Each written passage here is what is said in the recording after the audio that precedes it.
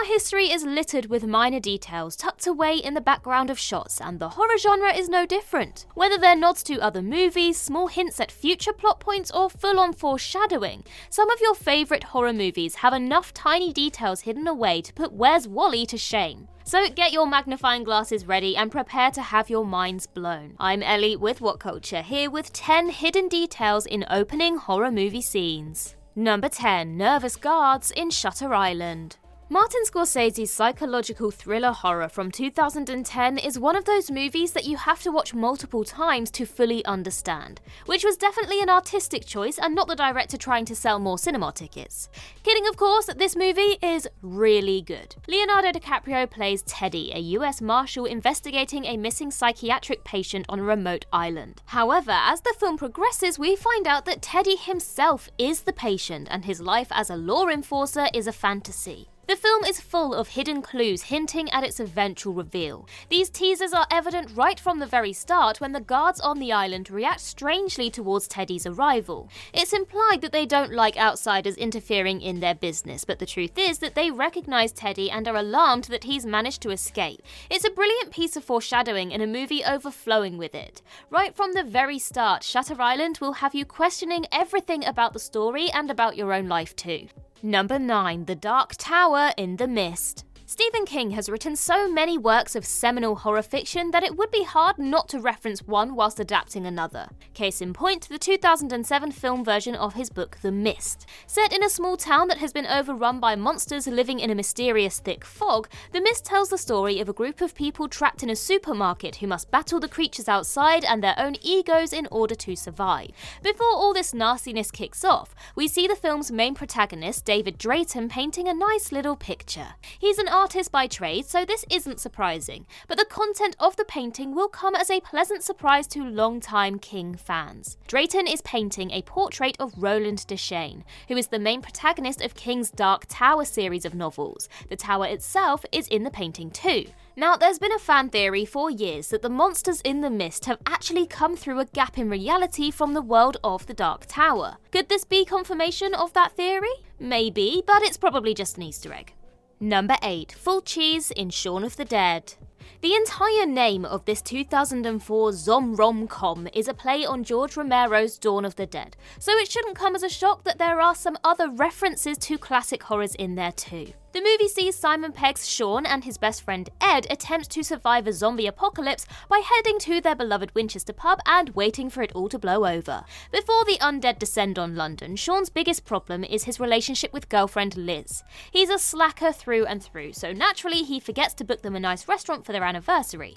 But that doesn't mean he doesn't look through the phone book. While searching for a suitable eatery, he comes across a place called FULCI'S, which markets itself as the place that does all the fish.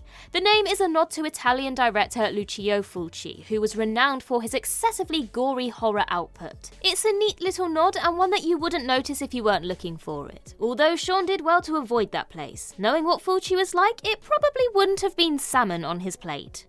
Number 7. What's on the shelves in A Quiet Place? The world of A Quiet Place is any extrovert's worst nightmare. The planet has been decimated by bloodthirsty aliens with an acute sense of hearing, meaning that survivors are forced to live out their lives in secrecy and silence. One family trying to stay alive in this soundless hellscape are the Abbotts, Lee, Evelyn, and their 3 children. Right at the start of the movie, the Abbotts take a trip to an abandoned store in search of supplies. As you'd expect, the shelves are barren, stripped bare by people desperate for sustenance. However, even in an apocalypse, one item just can't shift units. In one shot, we see a shelf full of foodstuff. Why has nobody taken it? Surely you can't afford to be fussy during the end times. Well, you can, because the items in question are potato chips. Crunchy, crispy, noisy potato chips. Or crisps if you're from the UK. But this exquisite attention to detail not only shows how much work went into this film, but it also establishes just how deadly the antagonists are if the sound of one crisp is enough to draw them near.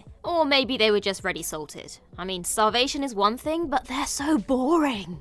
Number 6. Whack-a-mole in Us. Despite being just 3 movies in as a director, everyone is talking about Jordan Peele as the new master of horror. To give him credit, his films are exquisitely crafted with so much attention put in them that he's got not 1 but 2 spots on this list. The first comes from his second movie Us, released in 2019. A chilling movie with a social conscience. Us is secretly about identity politics, but on the surface level, it's ironically about a group of creatures who hide underground. This is foreshadowed right at the beginning of the film. When the Wilson family visit a carnival, Adelaide's father can be seen playing the classic game Whack-A-Mole. And what is Whack-A-Mole about? It's about critters who dwell in tunnels underground that pop up at any time. And what is Us about on a surface level? It's an incredibly subtle giveaway that only really makes sense in retrospect. This is another example of just how seriously Peele takes filmmaking and exemplifies his mission to make the genre about more than just spooks and scares. Although his films do have plenty of those too. Number 5. The opening song in Get Out. Our second Jordan Peele entry is taken from his directorial debut Get Out, which opened the world's eyes to his talents when it dropped in 2017. Yet another startling social commentary masked as a straight-up chiller, the movie follows an African-American man on a trip to his white girlfriend's family home and the disturbing secrets he discovers behind closed doors. The director and writer scooped an Oscar for this movie's screenplay, but if there was an Academy Award for Best Use of a Song in a Foreign Language as a clue to the movie's plot, then Peele surely would have won that too. Get Out's opening titles are accompanied by a song called Sikiliza kwa Wahenga, that is sung in Swahili. The English translation of the song's name means "listen to your ancestors," and the lyrics mean something along the lines of "something bad is coming, run." It's a brilliant trick that not only sets the tone of the movie perfectly, but also accomplishes Peele's goal of including more black music and imagery in the film. Shout out to composer Michael Abels for his stunning work on this movie's score. Where was his Oscar, eh? Number 4. Pennywise's eyes in It.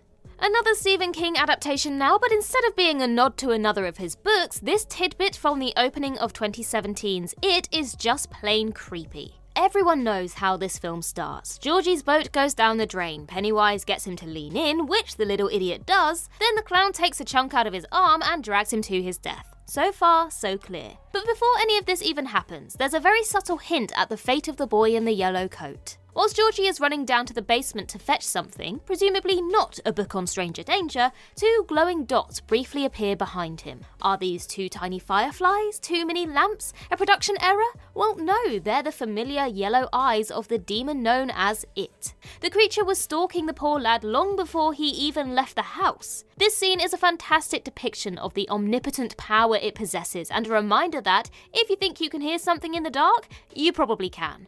Number 3. All the foreshadowing in Final Destination. The first Final Destination might not have lived up to its great premise, but it's still full to the brim with inventive kills and minute details that hint at almost all of them. This makes sense for a movie all about fate and the futility of trying to escape it.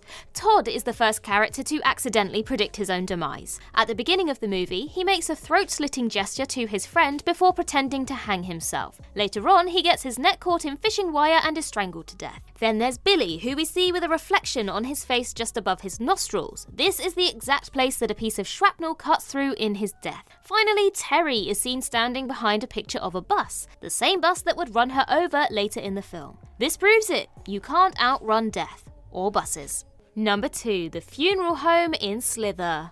Slither is a 2006 film directed by Guardians of the Galaxy maestro James Gunn. Unfortunately, he didn't have any name value just yet, so nobody watched it. The film is about an alien parasite that comes to Earth on a meteorite and infects the residents of a South Carolina town. This sounds awfully similar to the plot of 1982's The Thing, which is about an alien parasite that terrorizes residents of an Antarctic research base. While Slither didn't fully rip The Thing off, it certainly bears a number of similarities to it. The filmmakers themselves knew this and included a little nod to the classic in their movie. One of the characters in Slither is called Jack McCready, which is the same last name as Kurt Russell's character in The Thing. Furthermore, we see a funeral home in the opening shot called R.J. McCready, which is the full name of Russell's character. Slither gave credit where it was due and helped shout out one of horror's most beloved movies, but it still didn't live up to the foreshadowing in the original. And so, you guessed it, number 1, the warning in Norwegian in The Thing. As previously mentioned, 1982's The Thing is about an alien shapeshifter and a group of men trapped with it at the South Pole.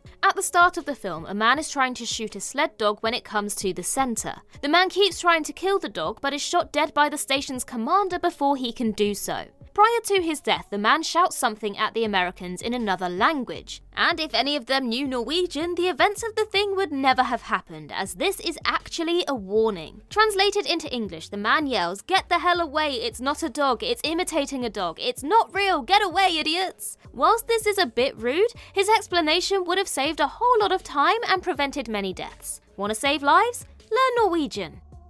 And that concludes our list. If you think we missed any, then do let us know in the comments below, and while you're there, don't forget to like and subscribe and tap that notification bell. Also head over to Twitter and follow us there, and I can be found across various social medias just by searching Ellie Littlechild. I've been Ellie with What Culture. I hope you have a magical day, and I'll see you real soon.